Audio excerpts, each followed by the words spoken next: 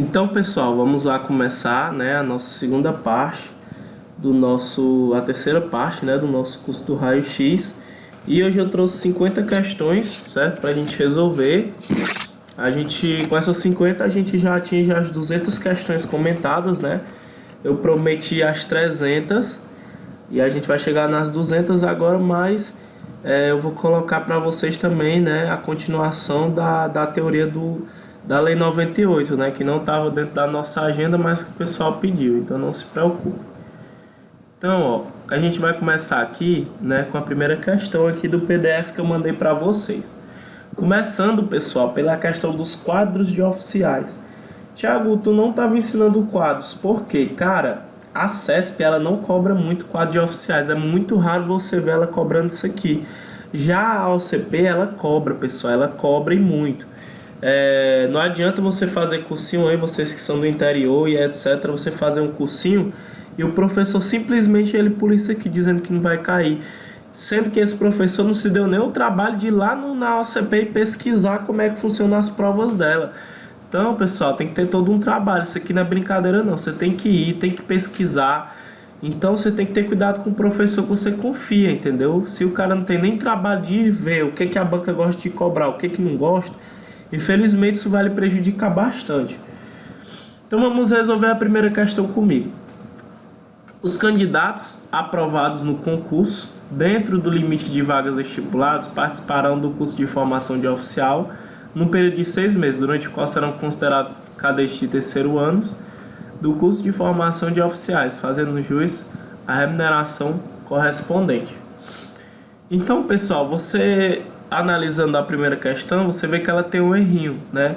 Realmente, os candidatos que são aprovados, né, para o curso de formação de oficiais aqui, pessoal, tanto faz ele tá falando de saúde, né, como o capelão, né, ele tá querendo se referir aqui, ainda tá um pouquinho incompleta, certo? Mas esses candidatos aprovados, né, de acordo com o limite de vaga, eles vão participar né, aqui são os quadros especiais, né, de um curso de formação de oficiais, que é o período de 6 meses, certo? E o erro está aqui, ó, ele diz que são considerados cadetes de terceiro ano, né? Eles não são considerados, eles são equiparados, certo? Então você falar que eles são cadetes de terceiro ano é errado, certo? Eles são, na verdade, equiparados a cadetes de terceiro ano do CFO e já fazem jus à remuneração correspondente. Então a primeira questão, você marca aí ela errada, você vai lá no artigo 14 da 13.729, lá no parágrafo, se eu não me engano, é o parágrafo 1º, beleza? Então confira lá, artigo 15, pessoal, perdão, parágrafo 1º. Vamos para a segunda. A seleção para ingresso no quadro de saúde. Bem, é que ele está falando do quadro de saúde. Vamos fazer um resumão do quadro de saúde. Vocês lembram? Ela ocorre por meio de concurso público, de provas, né, de caráter eliminatório e títulos de caráter classificatório, que vai fazer a seleção, né, desses candidatos aptos, certo? De acordo com a vaga. Aí o que acontece? Esses candidatos, certo? Eles têm que preencher requisitos, além do que a gente já viu no artigo 10, tem outros requisitos previstos no artigo 14. Tem que ter, né, faculdade reconhecida pelo MEC na área de saúde.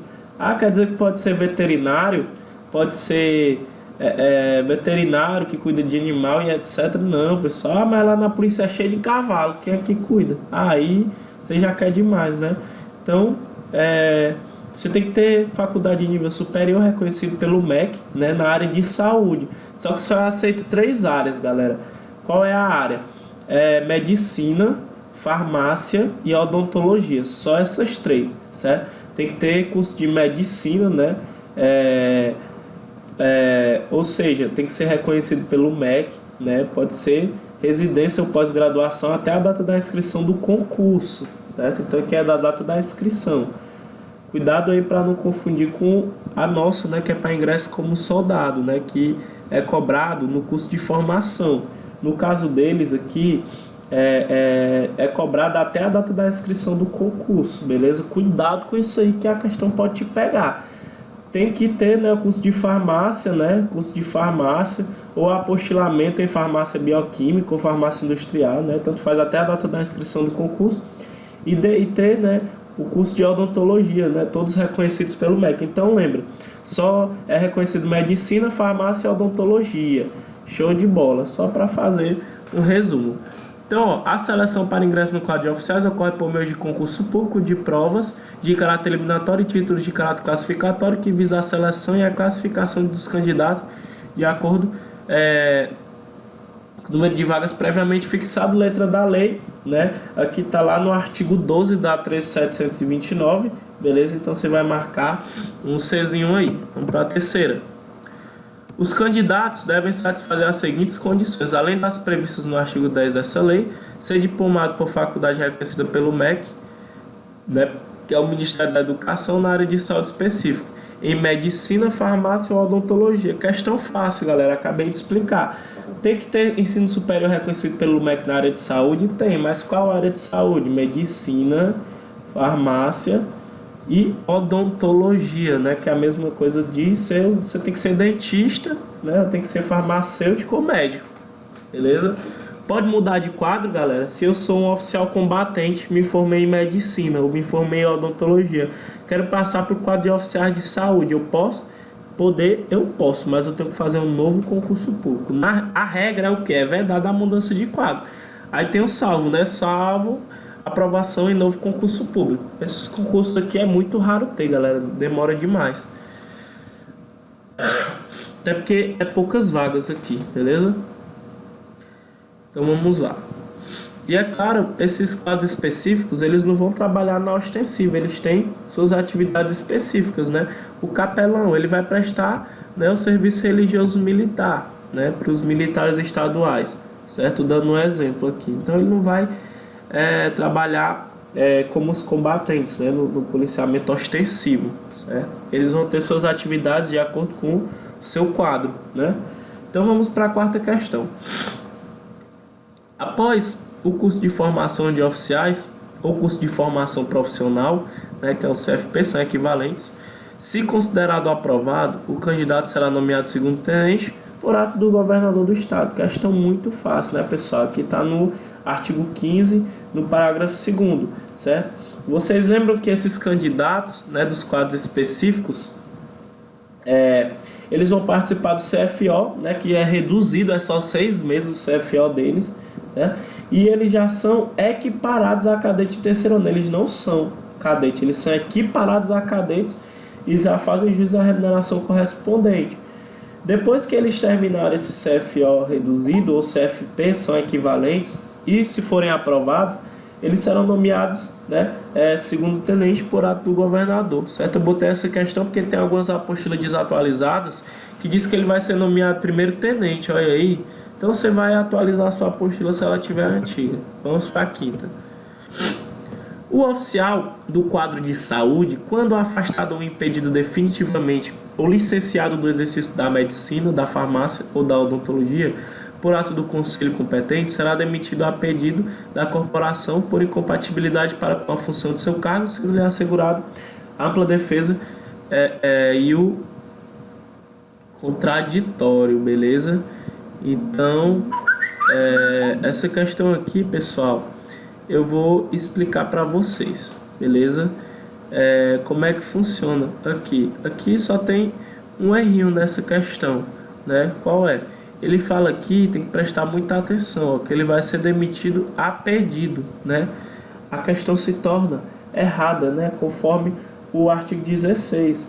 Aqui, pessoal, essa demissão ela não é a pedido, ela é ex officio, porque ele se tornou incompatível. Ou seja, tem um conselho regional competente, né? Vamos supor,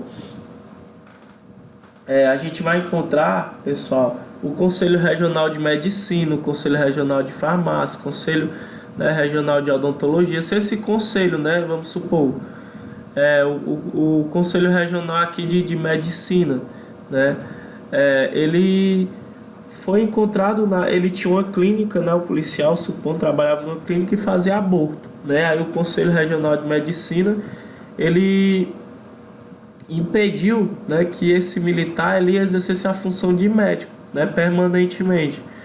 Então ele vai se tornar incompatível com a função do seu cargo. Se ele está impedido de exercer a medicina, O que acontece? Vai responder um conselho de justificação, né, que é o processo regular, e vai ser demitido ex officio da corporação porque ele é incompatível com a função. Então, o oficial de saúde, quando for afastado, né, o licenciado da medicina, certo? Pode ser impedido, inclusive, definitivamente da farmácia da odontologia por ato do conselho competente.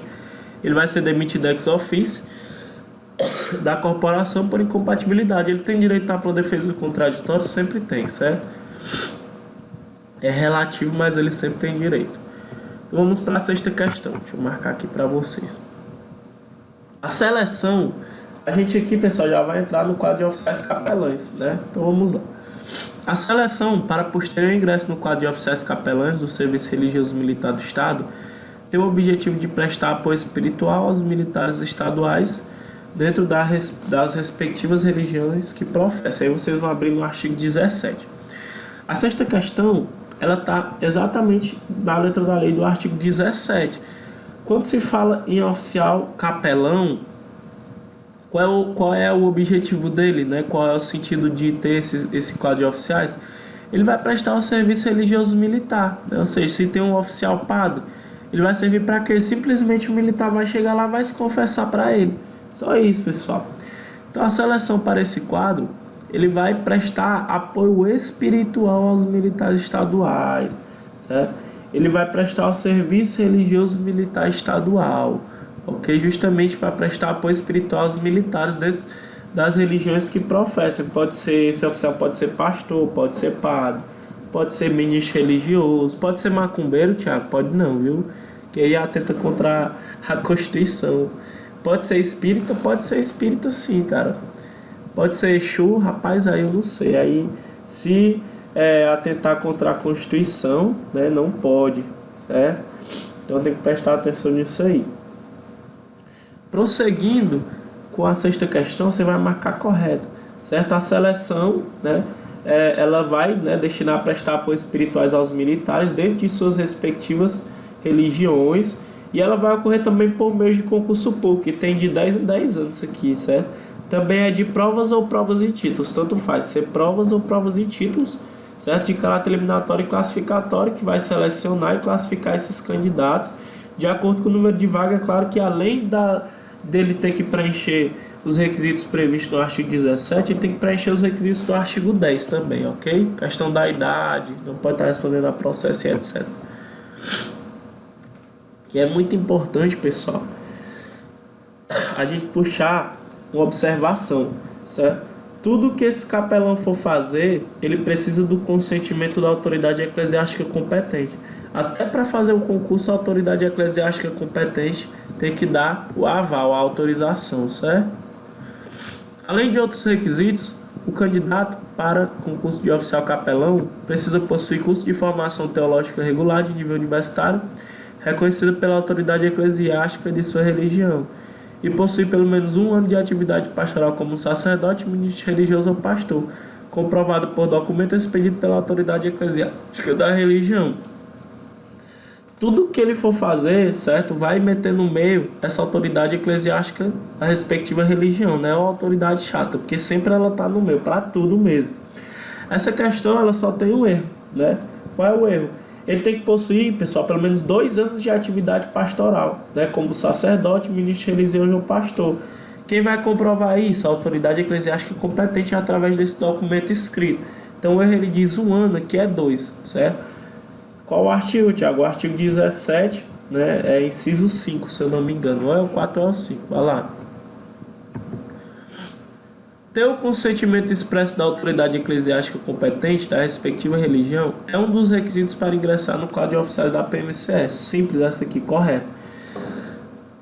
Conforme o artigo 17, certo? Então, pessoal, até para fazer o concurso, certo? Ele precisa ter o consentimento, ou seja, essa autoridade eclesiástica tem que autorizar, como eu acabei de falar. Então essa autoridade eclesiástica, ela vai tomar todas as decisões, né, desse oficial capelão, ok? Vamos aqui para a nona questão, ok? Vamos ler a nona aqui.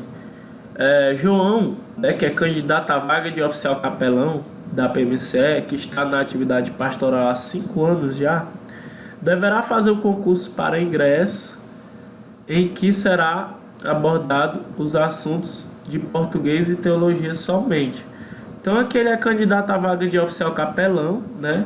Ele é candidato, ou seja, ele vai fazer o concurso, né? Ele já está na atividade pastoral há 5 anos, ele já preenche o requisito, né? Que ele tem que ter no mínimo 2 anos.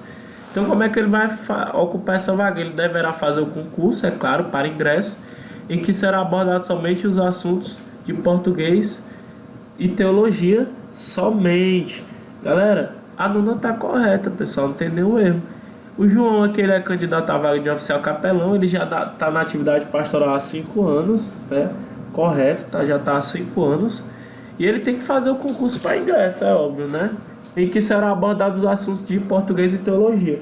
E é muito interessante isso aqui, que esse quadro é o único quadro que já diz o que cai na prova. Não precisa nem ver no edital, já diz na própria lei. Só cai português e teologia, certo? Para os oficiais capelães do concurso deles. Mas, Thiago, está incompleto. Está faltando aqui o consentimento, mas note que a questão ela não exclui os outros requisitos. Ele só cita 2, que é o tempo mínimo, né, de atividade pastoral e que ele tem que fazer o concurso. Não exclui os outros requisitos de jeito nenhum, certo? Então vamos para 10. O serviço religioso militar do Estado será proporcionado pela corporação, ministrado por oficial capelão. Correto. Na condição de sacerdote, ministro religioso ou pastor de qualquer religião. Desde que haja pelo menos um terço dos militares estaduais da ativa que professe o credo e cuja prática não atente contra a Constituição e as leis do país. E será exercida na forma estabelecida por essa lei. A 10, ela está exatamente na letra da lei. Certo?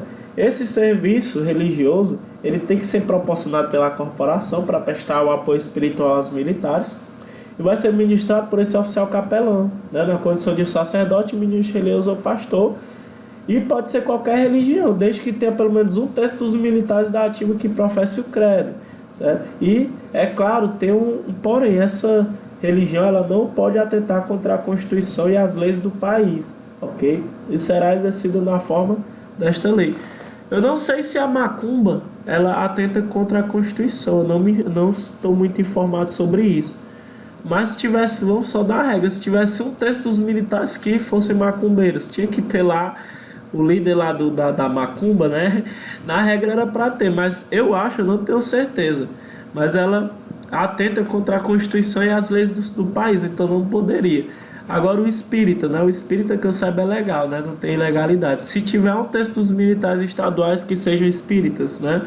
Então já era para ter concurso para, né, espírita, né? Não sei como é que se chama lá o líder deles, né? E a gente sabe, pessoal, que já tem mais de um terço dos militares que são evangélicos, né? Com certeza tem. Nem foi feito ainda concurso para pastor. Era para ter, se eu não me engano, só tem padre até o momento. Então a 10 está na letra da lei, você vai marcar correto. Vamos para 11. O oficial do quadro de capelães, quando afastado ou impedido definitivamente ou licenciado do exercício do ministério eclesiástico, note que não tem conselho, que é ato da autoridade eclesiástica competente, certo? Será demitido da corporação por incompatibilidade para com a função do seu cargo, sendo lhe assegurada a ampla defesa e o contraditório. Letra da lei. Então note que quando o capelão ele for afastado, por quem? Quem é ato de quem? Da autoridade eclesiástica competente. Eu falei, a autoridade eclesiástica ela tem poder para tudo aqui. Ela vai ser demitida por incompatibilidade. Vamos supor que ele está envolvido com o negócio de pedofilia, né? Então a autoridade eclesiástica impediu definitivamente, ele tem que ser demitido, beleza? Vamos para 12. Os quadros de oficiais da administração, que é o nosso famoso QOA, né, da Polícia Militar e do Corpo de Bombeiro, serão constituídos de segundos tenentes, primeiros tenentes, capitães e majores, em que só poderá chegar ao posto de tenente-coronel, no caso de um major QOA, ministrar um ato de bravura, sendo assim promovido ao posto seguinte.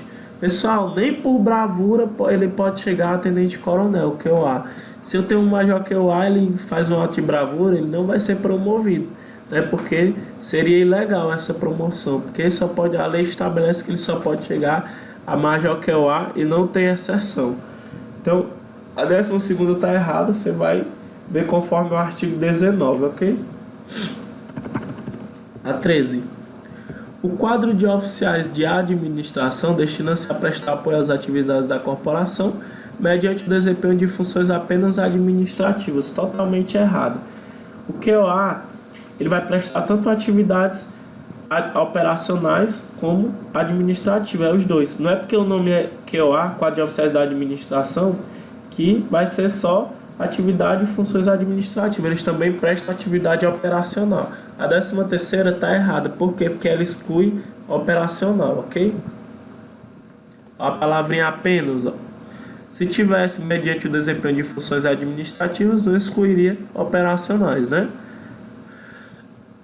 Fica autorizada a designação de oficial integrante do QOA para funções de comando e comando adjunto de unidades. A 14ª ela tem um erro só no final. Se tivesse subunidades aqui, estaria correto.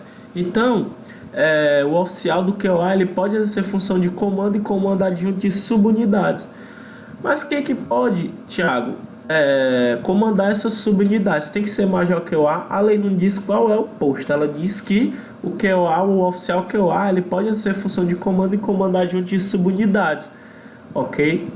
Então, na regra, qualquer oficial QOA pode. Mas na prática, é claro que não pode. Teria que ser major QOA. Mas na prática, para você ter uma ideia, é muito difícil você ver o QOA, um major QOA, comandante de subunidade. Apesar da lei ela deixar, né? Por quê? Porque na prática só os combatentes que chegam ao comando ou comando adjunto de subunidades, né? Só os combatentes. Infelizmente é assim, mas em regra o oficial integrante do QOA ele não diz qual, ele pode exercer a função de comando e comando adjunto de subunidades e não de unidades. Quem é comandante de unidade? Oficiais, né, ocupantes das funções próprias do posto de tenente-coronel ou coronel, certo? Por que eu estou falando assim? Por que tu não diz logo tenente-coronel ou coronel?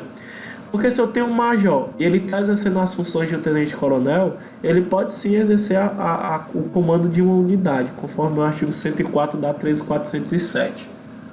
Vamos para 15.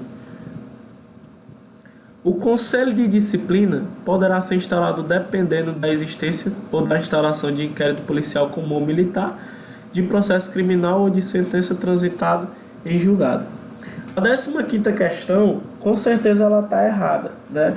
A gente estudou, pessoal, a questão da independência das instâncias, elas são independentes.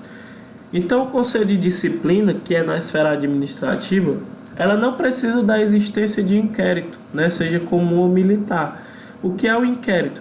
O inquérito, pessoal, ele é uma investigação, ou seja, vão juntar elementos, né? Uma investigação sumária, né? Eles vão juntar elementos bastantes para poder abrir uma ação penal em cima do militar. Então, o Conselho, ele independe da existência ou da instalação de inquérito policial, seja comum ou militar, né? Como a gente vê na 15ª. Isso aí você vai achar lá na questão do artigo 90. Você vai lá no artigo 90 que vai ter isso aí. Então, o Conselho de Disciplina ele pode ser instalado independentemente da existência, né, ou da instalação de inquérito comum ou militar, de processo criminal, né, ou sentença criminal transitada em julgado. Artigo 90. Vamos para 16. Se no curso dos trabalhos do Conselho surgirem indícios de crime comum ou militar, o presidente deverá extrair cópia dos autos, remetendo-os por ofício à autoridade competente para início do respectivo inquérito ou da ação penal cabível. Então, estava lá, né, no Conselho, né, de Disciplina, certo?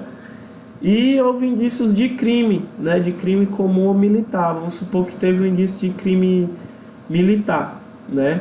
Ele foi julgado lá pela Justiça Militar, certo? E lá se abriu nessa ação penal e ele foi punido lá com 3 anos, né?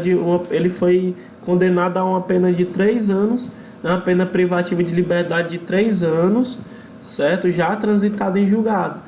Aí o que é que vai acontecer aqui no administrativo, né? Se aplica tanto ao oficial ou ao praça. Se ele for condenado na justiça comum militar, uma pena privativa de liberdade superior a 2 anos, transitado em julgado, ele tem que ser o quê? Demitido. No caso, ao ver o sobrestamento aqui do processo regular, ia esperar a decisão lá na esfera penal. Então, por isso que diz aqui, ó, se no curso do trabalho do conselho, aqui ele está falando do conselho de disciplina, certo? Surgirem indícios de crime comum ou militar, o presidente vai extrair a cópia dos autos, vai mandar, né, por ofício, ou seja, por escrito, a autoridade competente, para o início do respectivo inquérito. O inquérito vão puxar investigações, então já pode ir logo para a ação penal. Porque o objetivo do inquérito é justamente abrir essa ação penal, esse processo penal, certo? Então essa 16, ela está correta conforme o artigo 90, parágrafo único. Havendo 2 ou mais acusados pertencentes a corporações militares diversas, o processo será instaurado pelo secretário de Segurança Pública ou pelo controlador-geral de disciplina. Essa questão 17, ela está na letra da lei. Você vai abrir lá no artigo 91, no parágrafo 1º, certo? Se tiver 2 ou mais acusados pertencentes a corporações diversas, ou seja, tem um policial militar e 2 bombeiros militares, né, envolvidos no mesmo fato. Então, o controlador ele já podia instaurar, né? Agora, quando tiver concurso, entra uma autoridade nova, que é quem? O secretário de Segurança Pública. Cuidado que a prova pode botar comandante-geral, pode botar oficiais do posto de coronel, para você não confundir. Então, a 17 você marca correto, artigo 91, parágrafo 1º. Vamos aqui para 18. O Conselho de Disciplina dispõe de um prazo de 45 dias a contar da data de sua nomeação para a conclusão de seus trabalhos relativos ao processo e de mais 15 dias para a deliberação, confecção e remessa do relatório conclusivo. Essa questão 18, ela é muito simples, apesar dela estar na letra da lei, é bom a gente fazer alguns comentários. Tiago, eu estava estudando o Conselho de Disciplina e a lei diz o quê? Que o prazo é 45 mais 15. Só que tem um prazo lá para a defesa prévia, que é 3 dias. Tem um prazo para a defesa final, que é 8 dias. Eu não estou entendendo, eu estou me embaralhando aqui. Como é que funciona? Aqueles prazos para a defesa prévia e para a defesa final já estão embutidos nesses 2 prazos, de 45 mais 15. Tiago, e se atrasar? Se atrasar, não haverá nulidade do processo, ou seja, o processo não vai ser anulado. Só vai ter o quê? A responsabilização pelos membros da comissão pelo retardamento injustificado do referido processo. Ok? Então aqui, aqui fica simples, certo? Então você só tem que lembrar, os 45 ele conta da data da nomeação para a conclusão dos seus trabalhos relativos ao processo, e os 15 dias é para a deliberação, confecção e remessa do relatório conclusivo. Beleza? Então, essa questão 18, ela fica bem clara para vocês. Então, a gente pode prosseguir para a próxima, ok? O acusado poderá, após o interrogatório, no prazo de 8 dias, oferecer defesa prévia, arrolando até 3 testemunhas e requerer ajuntado de documentos a entender convenientes a sua defesa. Essa 19, ela embaralhou a cabeça dos candidatos, né? Por quê? Porque ela está errada. Ele está falando de defesa prévia, e é que ele deu o prazo para a defesa final, que no Conselho de Disciplina é 8 dias. A defesa prévia, ela é 3 dias, após o quê? Após o interrogatório. Que interrogatório é esse? É aquela parte que vai ser reunido o conselho, que vão ler os documentos que instruíram, né, a abertura desse processo, né, que constituirá a nomeação do Conselho de Disciplina. Ele vai ser interrogado, já vai poder apresentar documentos. Isso é a parte do interrogatório, que ele vai ser interrogado, ok? Aí depois desse interrogatório, aí ele vai, né, ter o seu direito a apresentar a sua defesa prévia no prazo de quê? Sua defesa prévia no prazo de quê? De 3 dias, ok? Então, é nessa hora que vai ser ouvido as testemunhas, ele vai apresentar documentos e etc, ok? Então, a 19 você vai marcar errado. Você bota aqui 8 dias que estaria correto. Elaborado o relatório conclusivo, será lavrado o termo de encerramento com a remessa do processo pelo presidente do Conselho de Disciplina, autoridade competente para proferir a decisão. a qual dentro do prazo de 20 dias decidirá se aceita ou não o julgamento constante do relatório conclusivo, podendo determinar o arquivamento do processo caso improcedente a acusação. Então, aqui você tem que ficar bem atento, né, na 20ª. A 20ª questão, ela está conforme o artigo 99, ela está correta. Quando foi elaborado o relatório conclusivo, Tiago, o que é o relatório conclusivo? O relatório conclusivo é um documento que vai ser assinado por todos os membros, que vai decidir, né, ele vem após a deliberação, se ele é ou não culpado das acusações, certo? Depois que foi elaborado, vai ser lavrado o termo de encerramento, vai ser remetido, né? Quem é que vai fazer essa remessa, né? O presidente do conselho, certo? É o presidente do conselho. A autoridade competente, essa autoridade competente, ela tem um prazo para dar a solução, né? Se ela aceita ou não o julgamento, né, do relatório conclusivo. Ela tem 20 dias, certo? Ela pode arquivar, ela pode aplicar outra pena disciplinar. Se for crime também, ela vai remeter ao auditor de justiça, dentre outros. Então a 20 está correta, letra da lei. A decisão proferida no processo deve ser publicada oficialmente no boletim da corporação e transcrita nos assentamentos da praça. Essa questão é interessante, a 21, porque muita gente não presta atenção nisso. Isso aqui está lá no artigo 99. O que vai dizer lá, né? Essa decisão, né, proferida no processo tem que ser publicada, né? Ou seja, a autoridade competente, ela arquivou, certo? Vamos supor, tem que ser publicado. Mas ela quis aplicar só a custódia, né? Dando um exemplo. Então tem que ser publicado oficialmente no boletim, certo? E tem que botar nos assentamentos da praça. Tem que ser transcrita nos assentamentos, questão correta, 22. O acusado, ou, no caso de revelia, a revelia é quando o militar é convocado para reunião, por interrogatório, e ele não comparece, né? Então ele é chamado mais uma vez, se não atender a intimação, ele vai ser julgado da revelia, ou seja, o processo vai correr mesmo sem a presença dele. Vai ser nomeado um defensor dativo para poder fazer a defesa do militar, e esse defensor dativo que vai ser sempre intimado para comparecer aos atos processuais, ok? Então o acusado, né, no caso de revelia, o defensor, né, que vai ser nomeado, que acompanha o processo, pode interpor recurso contra a decisão final proferida no Conselho de Disciplina, no prazo de 5 dias para o presidente do Conselho de Disciplina. Essa 22ª, ela tem uma pegadinha, ela está errada. Qual é a pegadinha, Thiago? Eu não vi erro aqui. A questão, pessoal, do recurso realmente é 5 dias, só que vai ser encaminhada a quem?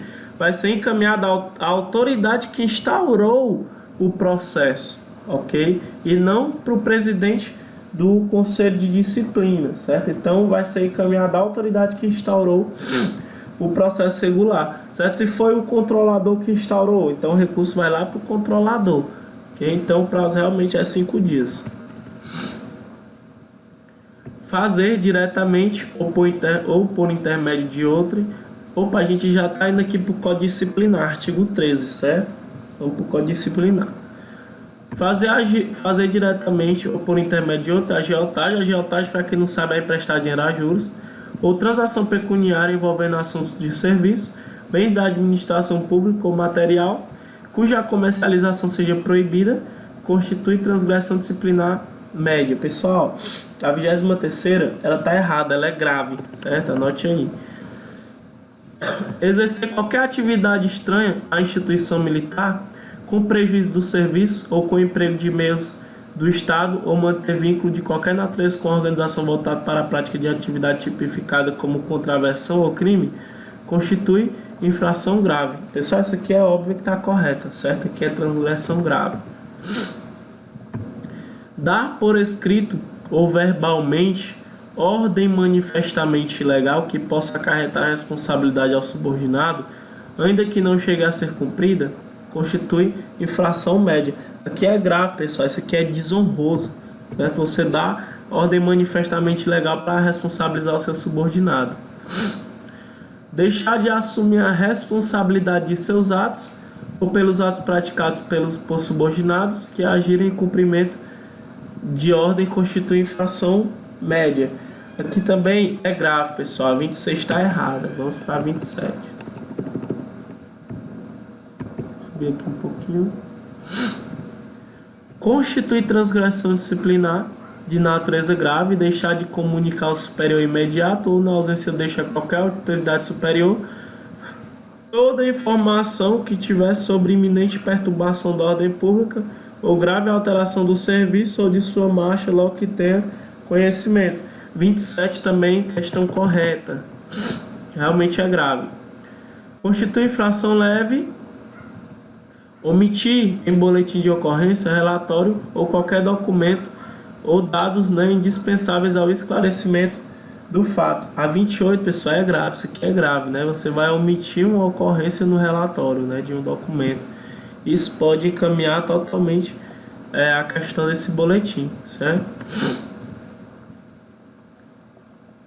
Tem em seu poder introduzir ou distribuir em local sob a administração militar publicações, estampas ou jornais que atentem contra a disciplina moral ou as instituições que constituem transgressão leve. A 29ª, pessoal, está correto. Isso aqui é transgressão disciplinar de natureza leve, ok? Acionados desnecessariamente sirene de viatura policial bombeística constitui infração média. Errado, pessoal. Aqui é transgressão disciplinar de natureza leve, ok? Vamos lá para a nossa questão 31. A demissão será aplicada ao oficial ou à praça quando for condenado na justiça comum militar, pena privativa de liberdade por tempo superior a 2 anos por sentença passada em julgado.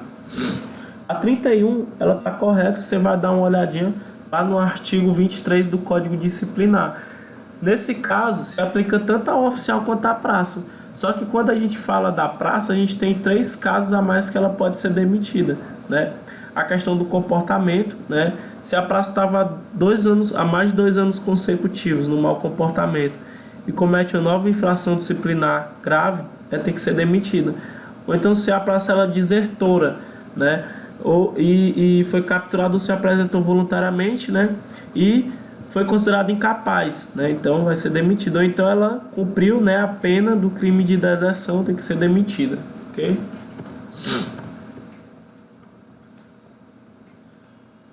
A expulsão será aplicada mediante processo regular. A praça que atentar contra a segurança das instituições nacionais ou praticar atos desonrosos ou ofensivos ao decoro profissional. Como exemplo de atos atentatórios, temos a greve armada, que só será considerada se o próprio militar estiver armado.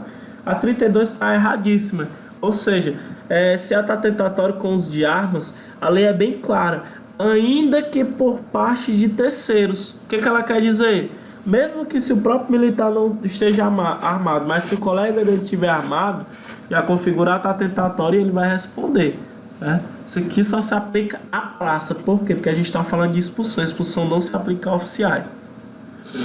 Então, as para 33. A 32 está incorreta, certo?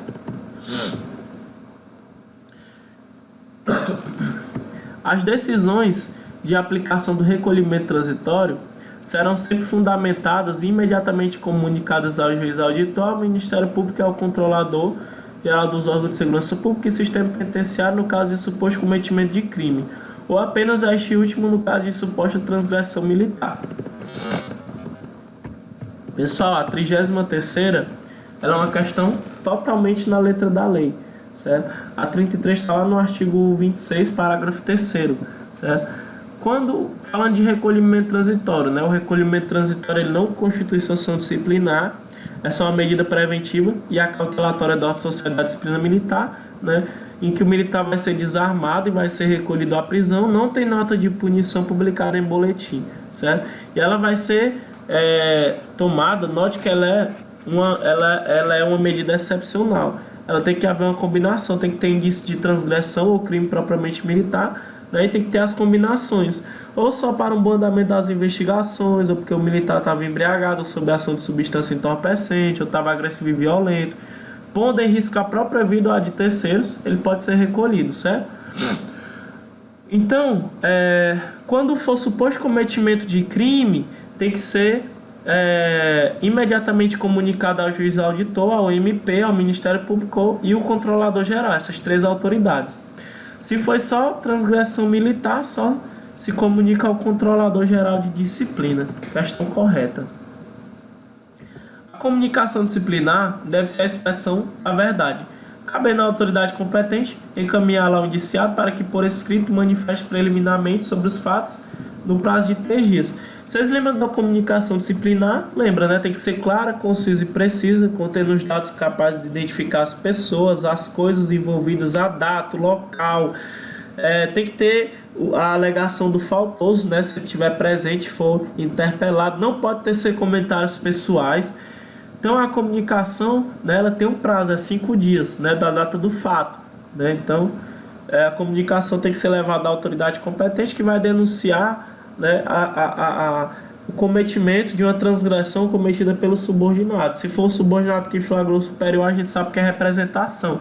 Então a comunicação realmente é a expressão da verdade, né? E a autoridade competente, quando ela receber a comunicação, ela tem que fazer uma cópia da comunicação e tem que encaminhar ao suposto transgressor, ao indiciado. Quando ele recebe essa comunicação, ele tem um prazo para se manifestar preliminarmente. Qual é o prazo? 3 dias, ok? 3 dias. Sempre vai ter manifestação preliminar, não, né? Se ele houver, né, provas suficientes para elaborar o termo acusatório, pula a manifestação, né, já envia o termo acusatório motivado, né, para ele poder apresentar no prazo de 5 dias a sua ampla defesa e o contraditório, ok? A 34 está correta, né, conforme o artigo 27, se eu não me engano, o parágrafo 2º, você confere lá.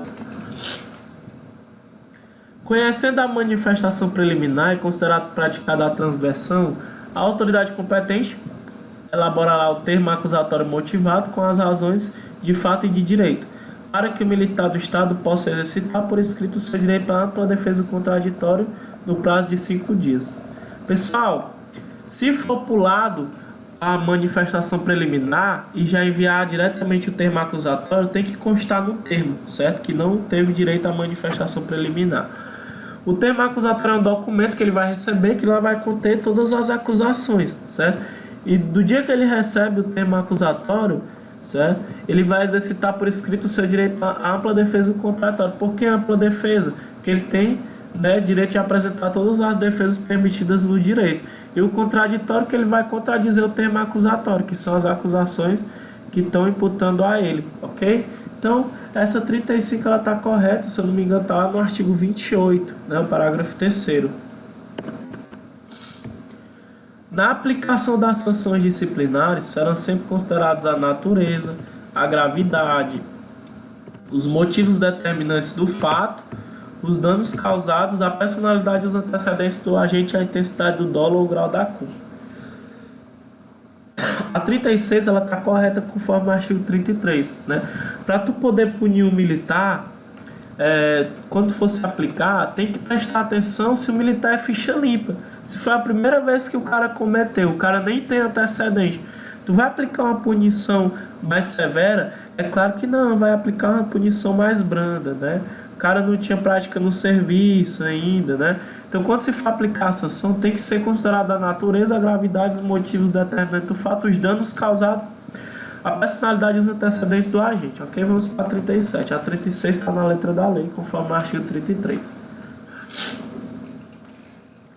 As sanções aplicadas a oficiais, alunos oficiais, subtenentes e sargentos serão publicadas somente para o conhecimento dos integrantes dos seus respectivos círculos e superiores hierárquicos, não podendo ser dados ao conhecimento geral. Pessoal, a 37, né, a gente sabe que ela está errada, conforme o nosso artigo 40, certo? Ela pode sim ser dada ao conhecimento geral, né, se assim o interesse da hierarquia e a disciplina recomendar, né? Então, a 37 você vai abrir no artigo 40, certo? E lá vai dizer o seguinte, né? Quando for aplicado ao oficial, aluno oficial, subtenente e sargento, isso é publicado para os integrantes dos seus círculos e superiores hierárquicos. Se eu sou capitão e cometo uma transgressão, né? Fui punido com a sanção de permanência, quem é que vai tomar conhecimento? Só os capitães, né? Que fazem parte dos oficiais intermediários, do círculo dos oficiais intermediários. Os subalternos não vão ficar sabendo que são tenentes e os meus superiores. Ou seja, do capitão ao coronel, comandante geral, todo mundo vai tomar conhecimento. Para baixo ninguém sabe. Mas pode ser dado ao conhecimento geral? Pode, se as circunstâncias ou a natureza da transgressão e o bem da disciplina recomendar. Então aqui está errado a 37. Pode sim ser dado ao conhecimento geral, não importa qual o seu grau hierárquico. Você pode ser um coronel. Se tu cometer um fato grave que a disciplina recomenda, até os pobres reis do soldado vão ficar sabendo. A sanção disciplinar será proporcional à gravidade e à natureza da infração, em que as faltas leves são puníveis com advertência ou repreensão e repreensão e na reincidência com permanência disciplinar de até 5 dias. 38 está na letra da lei, conforme o artigo 42. Vamos relembrar. Falta leve, advertência ou repreensão, né, na primeira vez. Reincidência, permanência disciplinar de quantos dias? De até 5 dias. As médias, pessoal, permanência disciplinar de até 8. E repreensão também, né, Tiago? Lá não tem repreensão, erro do legislador, certo? Para efeito de prova, permanência de até 8 dias. E se for da reincidência, aí a permanência ela é até 15 dias, ok? E as graves, Tiago? As graves é punido com permanência disciplinar de até 10 dias ou custódia de até 8 dias. E na reincidência permanência de até 20 dias ou custódia de até 15 dias, desde que não caiba uma demissão ou expulsão, certo? Vamos para 39. O início do cumprimento da sanção disciplinar dependerá de aprovação de ato pelo comandante da unidade ou pela autoridade funcional imediatamente superior, quando a sanção for por ele aplicada e prévia publicação em boletim, ressalvo nos casos de necessidade preventiva de recolhimento transitório. Então, para se iniciar o cumprimento de uma sanção, tem que ter aprovação do comandante da unidade e vamos supor que foi o próprio comandante da unidade que aplicou a sanção. Então, tem que ter aprovação da autoridade superior ao comandante da unidade. No caso, seria o comandante do batalhão, certo? Quando for pelo próprio comandante da unidade.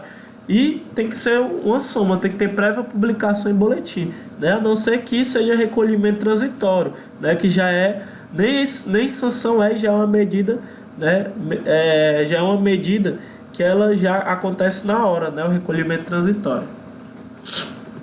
Então, a 39 é uma questão correta conforme o artigo 43. Vamos para a questão 40. A expulsão será aplicada em regra quando a praça militar, independentemente da graduação ou função que ocupa, for condenado judicialmente por crime que também constitui infração disciplinar média e que denote incapacidade moral para a continuidade do exercício de suas funções, após a instauração do devido processo legal, garantida ampla defesa do contraditório. Só tem um erro nessa questão, certo? Ou seja, que quando ele for condenado judicialmente por crime que também constitui infração média.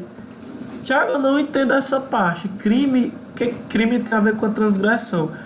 Todo crime, pessoal, constitui transgressão disciplinar, mas nem toda transgressão é crime. Só você botar essa tese na sua cabeça. Se ele foi condenado por um crime, e esse crime também é infração disciplinar grave e denota incapacidade para a continuidade do exercício, então a praça poderá ser expulsa, certo?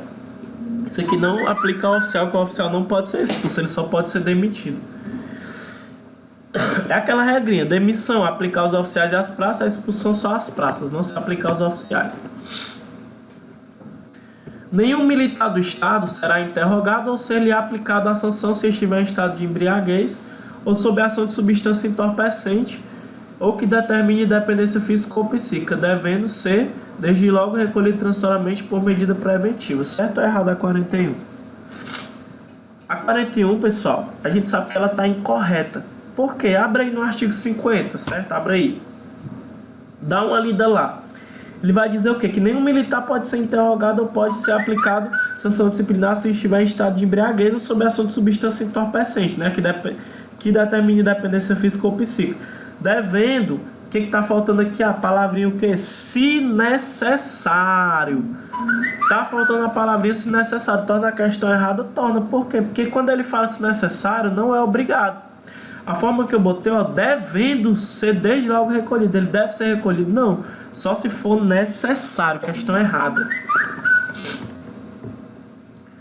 O cumprimento da sanção disciplinar por militar do Estado afastado do serviço deverá ocorrer após sua apresentação na OPM ou OPM pronto para o serviço militar, salvo nos casos de interesse da preservação da ordem e da disciplina, em que o comandante-geral poderá interromper o afastamento regulamentar para o cumprimento de sanção disciplinar. É errado, pessoal. Sempre que se falar em afastamento regulamentar, só quem pode interromper ou é o governador do estado ou é o controlador-geral dos órgãos de segurança pública e sistema penitenciário. Só vai ser o comandante-geral quando for licença, certo? Quando se falar em licenças, é a palavra-chave, ok? 42, tá errado, você vai olhar o artigo 51 e o parágrafo único do 51. O início do cumprimento da sanção disciplinar deverá ocorrer no prazo máximo de 5 dias após a ciência de sua publicação. 43, ela está na letra da lei conforme o artigo 52, certo? Publicou a sanção, ele tem 5 dias para começar a cumprir. E se ele tiver entrado com os recursos disciplinares, quando tiver solucionado todos os recursos e ele tiver a sanção a ser cumprida, o prazo também é 5 dias? Não.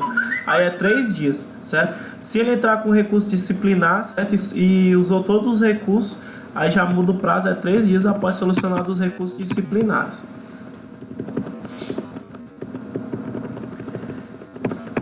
Vamos aqui para 44. O oficial submetido a conselho de justificação e considerado culpado por decisão unânime deverá se agregar disciplinarmente mediante ato do comandante-geral até a decisão final do tribunal competente. 44, ela está exatamente conforme o artigo 76. Como é que é isso aqui, ora? Saiu lá o relatório conclusivo, né? Houve a deliberação, saiu o relatório conclusivo e o justificante, que é o oficial que está sendo acusado, ele foi culpado, certo? Por decisão unânime, ou seja, o relatório conclusivo, ele é tomada a decisão por maioria de voto, ele foi considerado culpado. A partir daquele momento ele fica agregado, ou seja, ele fica ativo, né? E não ocupa vaga na sua escala hierárquica, né? Nela permanecendo sem número, então ele fica agregado. Até decisão final do tribunal competente. Se forem demitir, tem que levar para qual tribunal? Para o Tribunal de Justiça, certo? Aí o Tribunal de Justiça ele vai poder, né? Ele ainda vai poder se defender no prazo de 10 dias, como a gente sabe, né? Contra a decisão do Conselho, né? Tem que mandar também, como a gente sabe lá, né? Ao Ministério Público, certo? Então, se tiver que demitir, né? Vai ser encaminhado ao Tribunal de Justiça, no caso de demissão aqui de oficiais, certo? Então ele vai ser citado, né? Vai poder apresentar a defesa no prazo de 10 dias, né? Sobre a conclusão do Conselho e a decisão do governador. Depois, né? Vai mandar ao Ministério Público, né? Abrir vista ao Ministério Público no prazo de 10 dias para poder o Ministério Público analisar, certo? Depois disso, vão fazer a revisão e vai ser incluída em pauta para julgamento. Aí o Tribunal de Justiça vai decidir sobre a perda do posto da patente do oficial ou sobre a reforma da praça, né, no posto que ele possui na ativa. E é claro que vai receber proventos proporcionais ao tempo de serviço, depois o governador só vai efetivar, ok? Então a 44 está na letra da lei, certo? Conforme o artigo 76. As promoções no QOA, que é o quadro de oficiais administrativos, obedecerão aos mesmos requisitos e critérios estabelecidos nesse estatuto para a promoção de oficiais até o posto de major. Errado. É até o posto de capitão. Pera aí, Thiago, não estou entendendo. O QOA não chega até major? É até major, mas ele não está falando da Constituição. Ele está falando dos requisitos de promoção. Então, se tu fez o CHO, vai ser os mesmos critérios até o posto de capitão. Já para ser promovido a major, tu tem que observar a lei de promoções. Tem que fazer o CAO-QOA, né, que é o curso de aperfeiçoamento de oficiais e etc. Então, as promoções do QOA, ele tem os mesmos requisitos nesse estatuto para a promoção até o posto de capitão. Mas o QOA ele é constituído de tenentes, capitães e majores, ok? Essa 45, ela está conforme o artigo 26 do estatuto. Está errada. A hierarquia militar estadual é a ordenação progressiva da autoridade em níveis diferentes, dentro da estrutura da corporação, obrigando os níveis inferiores em relação aos superiores. 46, questão corretíssima, artigo 29, parágrafo 1º. A hierarquia é a ordenação progressiva de autoridades. Soldado, cabo, terceiro sargento, segundo sargento, primeiro sargento, subtenente. A gente tem os segundo tenente, primeiro tenente, capitão, major, tenente, coronel, coronel, coronel, comandante geral. E o chefe supremo é o governador do estado, como a gente sabe. E como ela tem uma estrutura hierarquizada, ela obriga os níveis inferiores aos superiores. Ou seja, se tu tem um grau hierárquico menor, tu tem que obedecer quem tem um grau superior ao teu, porque é uma estrutura hierarquizada. Se tu não responder à ordem de um superior, tu vai se responsabilizar por essa omissão, ok? Então vamos ler a 47. A disciplina e o respeito à hierarquia devem ser mantidos em todas as circunstâncias entre os militares, em que o respeito à disciplina é consubstanciado no espírito de acatamento à sequência crescente da autoridade. O que você acha da 47? Ela está correta ou está errada? Ela é bem polêmica. Ela está errada, pessoal, perdão. Conforme o artigo 29, parágrafo 3º e o 5º. Por quê? A disciplina e o respeito à hierarquia tem que ser mantida em todas as circunstâncias entre os militares? Tem, correto. O erro está aqui, ó. Em que o respeito à hierarquia é consubstanciado no espírito de acatamento à sequência crescente de autoridade. Errado. Isso aqui, pessoal, não é o respeito à disciplina, e sim o respeito à hierarquia. O respeito à hierarquia que é consubstanciado no espírito de acatamento à crescente, né, a sequência crescente da autoridade. A disciplina, que é o acatamento integral das leis, das ordens, das normas, dos regulamentos e etc. Quando se fala acatamento à sequência crescente de autoridades, é o respeito à hierarquia, certo? Então, essa questão está errada. Vamos para a 47. Aí vai dar o conceito de disciplina conforme a 13.729. A disciplina é a rigorosa observância. A disciplina é a rigorosa observância e o acatamento integral das leis, regulamentos, normas e disposições que fundamentam a corporação militar estadual e coordenam o seu funcionamento regular e harmônico, traduzindo-se pelo perfeito cumprimento do dever por parte de todos, com o correto cumprimento pelos subordinados das ordens emanadas de superiores. A 48, ela está exatamente na letra da lei, conforme o artigo 29, parágrafo 4º do Estatuto. A disciplina é justamente isso, acatamento das leis, regulamentos, normas.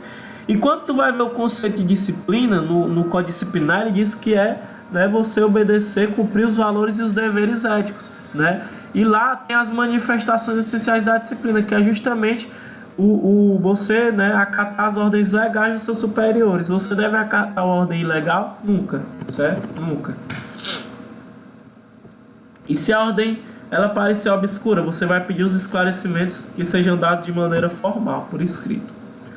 Ao militar estadual, conceder-se a gratificação pela participação em comissão examinadora de concurso e pela elaboração ou execução de trabalho relevante, técnico ou científico de interesse da corporação. A 49 está correta, certo? Se eu não me engano, está lá no artigo 754, no parágrafo 2º. Se o militar ele foi chamado, né, para participar da comissão examinadora do nosso concurso, agora ele vai ter direito a uma gratificação? Vai. Quem é que vai conceder essa gratificação?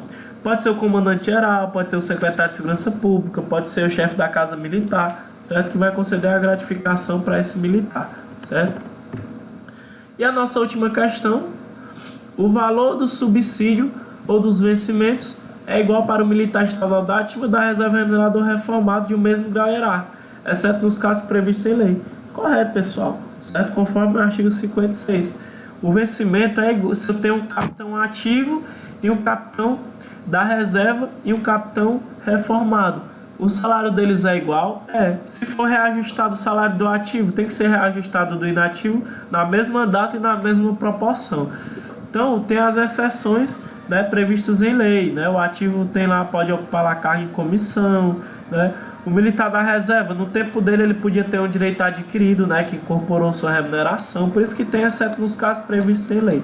Então, a 50 está correta, eu já botei o gabarito para vocês, certo? Para vocês corrigirem aí a hora que vocês quiserem. Beleza? Esse Gzinho aqui, ó, é grave, grave, grave, média, né? Então, a gente finaliza aqui nossa aula. Até a próxima. Um abraço pro pessoal do Raio X e participem do curso Agente Classe A, certo? Não deixem de participar, que vai ser muito importante. Abraço.